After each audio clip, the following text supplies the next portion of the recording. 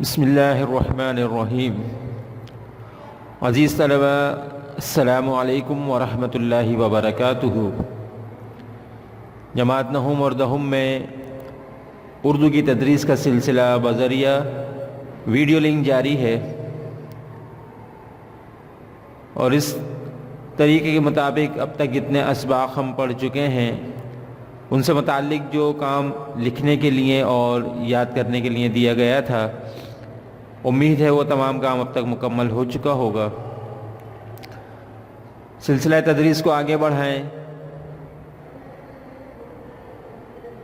تو غالب کی ایک غزل ہے جو آج ہم پڑھیں گے۔ جب غالب کی بات کی جاتی ہے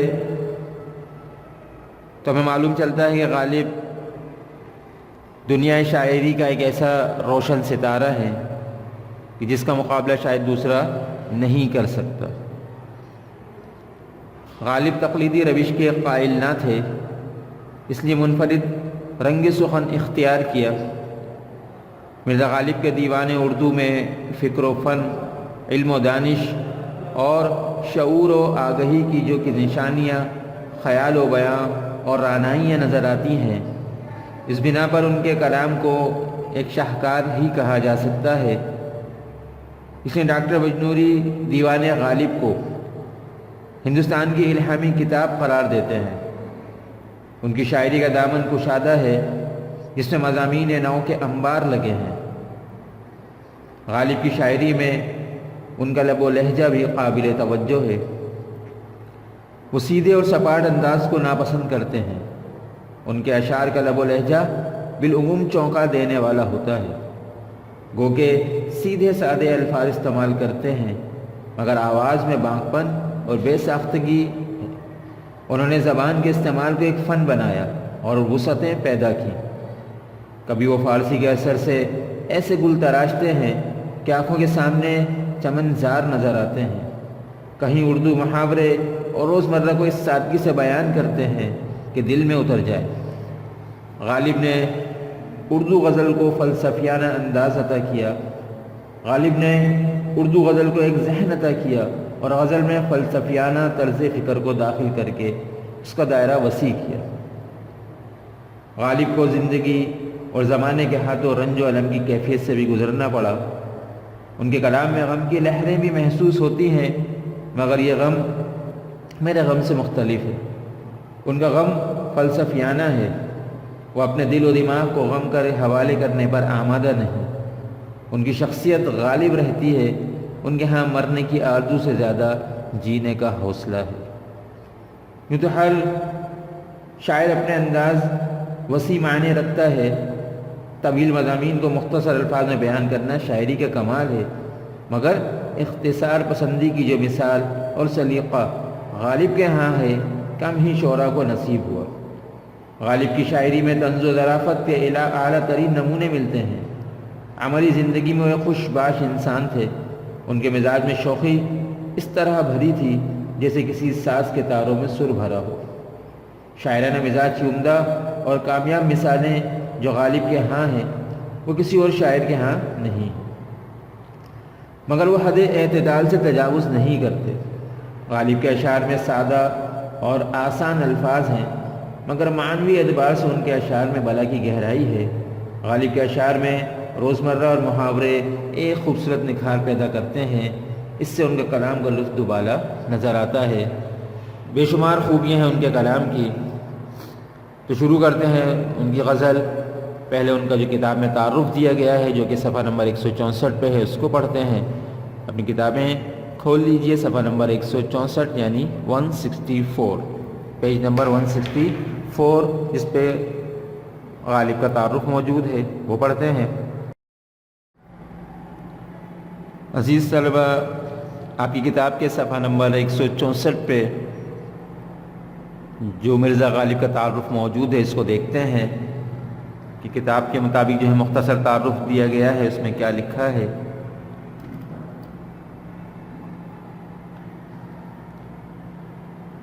تعارف میں لکھتے ہیں کہ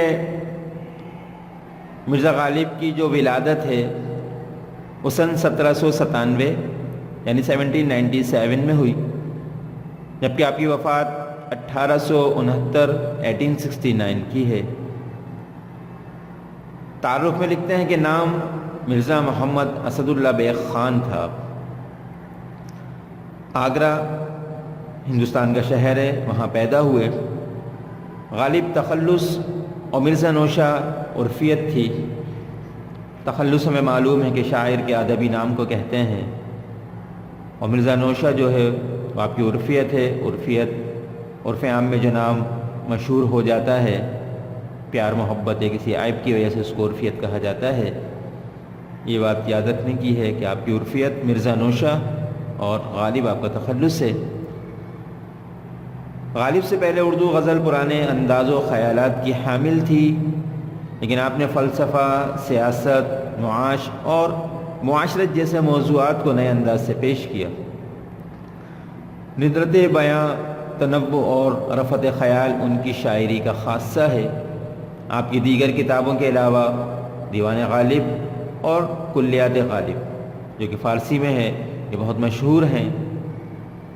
غالب کو آخری مغل بادشاہ بہادر شاہ ظفر نے اپنا استاد مقرر کیا، اور دبیر الملک، نظام جنگ اور نجم الدولہ آپ کو خطابات بھی دیے گئے۔ خطاب بھی ہمیں معلوم ہے کہ حکومت کی طرف سے ملنے والے اعزازی نام کو خطاب کہا جاتا ہے، کہ کسی علمی یا قومی خدمت کے صلے میں حکومتیں دیتی ہیں۔ اب خطابات کا سلسلہ ختم ہو چکا ہے، اب اعزازات دیے جاتے ہیں، لیکن پہلے نام دیے جاتے تھے۔ تو یہ آپ کے خطابات ہیں۔ اس طرح ہمیں پتہ چلا آپ کا تخلص، آپ کی عرفیت، آپ کا خطاب، یہ باتیں یاد رکھنے کی ہیں۔ اور ان تینوں کا تعلق جو ہے اس میں معرفت کی ایک قسم اس میں علم سے ہے۔ یہ کسی اور انشاءاللہ ویڈیو میں ہم سمجھیں گے، لیکن یہ باتیں جو اس میں یاد رکھنے کی ہیں، تخلص، عرفیت اور خطابات آپ کے، کیونکہ MCQs میں اس طرح کے سوالات پوچھے جاتے ہیں کہ یہ کس کی عرفیت ہے، یہ کس کا تخلص ہے، یہ کس کا خطاب ہے، یا نام دے کے پوچھا جاتا ہے کہ ان کا خطاب کیا تھا۔ تو یہ باتیں بھی یاد رکھنے کی ہیں، اس کو اچھی طرح یاد رکھیں، امتحان میں ایک نمبر اہمیت کا حامل ہوتا ہے۔ سلسلے کو آگے بڑھاتے ہیں، غزل کی بلند خوانی کرتے ہیں۔ صفحہ نمبر 165 پر غالب کی غزل شروع کرتے ہیں۔ بسم اللہ الرحمن الرحیم۔ پہلے شعر میں کہتے ہیں کہ ہر ایک بات تے کہتے ہو تم کہ تو کیا ہے، ہر ایک بات تے کہتے ہو تم کہ تو کیا ہے، تم ہی کہو کہ یہ انداز گفتگو کیا ہے۔ پھر اگلے شعر میں فرماتے ہیں چپک رہا ہے بدن پر لہو سے پیراہن، چپک رہا ہے بدن پر لہو سے پیراہن، ہماری جیب کو اب حاجت رفو کیا ہے۔ پیراہن کہتے ہیں لباس کو، حاجت کا مطلب ضرورت ہوتا ہے، رفو جب کپڑا یا لباس پھٹ جاتا ہے کہیں سے تو اس کو سلائی کر کے اس کو جو پھٹا ہوا ہے اس کو جوڑنے کی کوشش کی جاتی ہے، اس کو رفو کہتے ہیں۔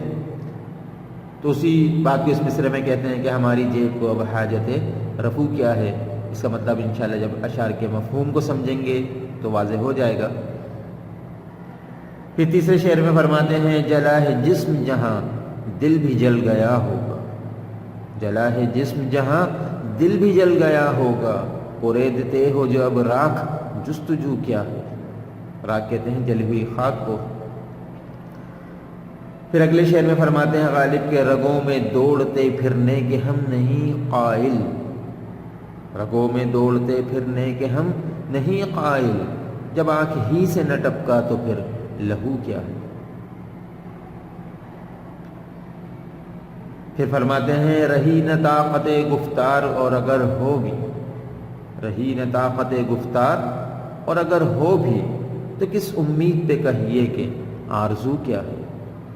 طاقت گفتار یعنی بولنے کی طاقت۔ آخری شعر میں غالب نے تخلص استعمال کرتے ہوئے غزل کا اختتام کرتے ہیں، لکھتے ہیں کہ ہوا ہے شہ کا مصاحب پھرے ہے اتراتا، ہوا ہے شہ کا مصاحب پھرے ہے اتراتا، وگرنہ شہر میں غالب کی آبرو کیا ہے۔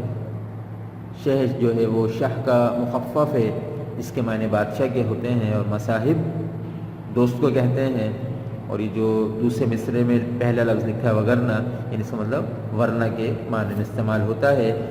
یہ ماخوذ ہے دیوان غالب سے، یہ غزل ماخوذ ہے دیوان غالب سے۔ دیوان مجموعہ کلام کو کہا جاتا ہے، ایسی کتاب جس میں ان کی مختلف اشعار کا مجموعہ ہو، جو وہ دیوان۔ تو آپ نے ہم یہ تعارف میں ہی پڑھا تھا کہ آپ کا ایک دیوان غالب ہے اور ایک کلیات غالب ہے، تو اس لیے ہمیں یہ بات یاد رکھنے کی ہے کہ یہ جو غزل ہے وہ دیوان غالب سے لی گئی ہے۔ یہ بھی پوچھا جا سکتا ہے امتحان میں، آپ کو ہر وہ بات جو امتحان میں آپ کے لیے ضروری ہے جاننا، یاد رکھنا، وہ آپ کو بتا دی جاتی ہے تاکہ آپ اس کو اچھی طرح یاد رکھ سکیں۔ یہ غالب کی غزل تھی۔ غزل کا غزل کے ساتھ ہم نے غالب کا تعارف پڑھا، ان کے کلام کی خصوصیات پڑھی۔ اس ویڈیو میں اتنا ہی پڑھیں گے، اور آپ کا کام یہ ہے کرنے کا کہ غالب کا تعارف کتاب میں موجود ہے، آپ اس کو اپنے رجسٹر میں نوٹ کر لیں گے، اتار لیں گے اور اس کو یاد بھی کر لیں۔ دوسری ویڈیو میں انشاءاللہ اشعار کے مفہوم کو اور ان کے سوالات جوابات کو دیکھیں گے، اس میں جو اہم چیزیں ہیں سمجھنے کی وہ سمجھیں گے۔ پہلے آپ ڈائری نوٹ فرما لیں۔ غالب کا تعارف تحریر کریں صفحہ نمبر 164 پہ، یعنی آپ کی جو کتاب ہے درسی کتاب، اس کے صفحہ نمبر 164 یعنی 164 پہ جو تعارف موجود ہے، اسی تعارف کو آپ اپنے رجسٹر میں اتار لیں گے اور اہتمام سے اس کو یاد بھی کر لیں گے۔ آج کی اس ویڈیو میں اتنا ہی، دوسری ویڈیو میں انشاءاللہ دوسری چیزوں کے ساتھ دوبارہ ملاقات ہوگی۔ جب تک کے لیے اجازت، السلام علیکم ورحمۃ اللہ وبرکاتہ۔